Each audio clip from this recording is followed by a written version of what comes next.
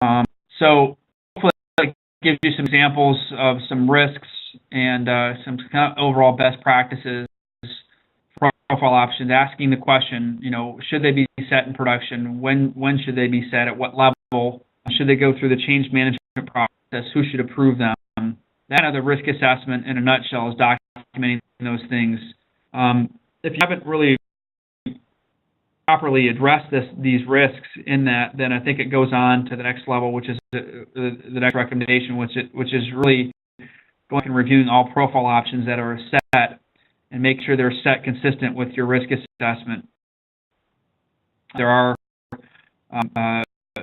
appropriate settings at the site level or overrides at the user level, or you may have an F&D diagnostics that's got left on. So I would recommend going through every profile option. Now, the challenge in that is there are a tremendous amount of number of profile options that are set by the system itself upon install. So you have to wade through those that are unrelated to the modules you're using. It's a pretty big project in of itself. As you're going through those profile options of what's set, then you may see some additional ones that need to be added to your risk assessment.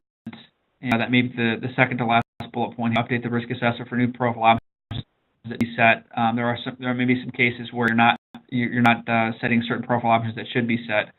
And once you've kind of gone through this risk assessment, now we do have what I call model risk assessment, or a starting point for risk assessment. And for those that are interested in doing this, I can send you a template, and it's just a good start on some of the high risk areas that we've identified. And we continue to maintain, monitor that, and make that available to the user community. So you can certainly contact me after this if you want that template. And the last bullet point in here: audit all changes to profile options to ensure compliance with policy and risk assessment. The need for technology, we typically like to use triggers to audit the data, the changes to the data within the system.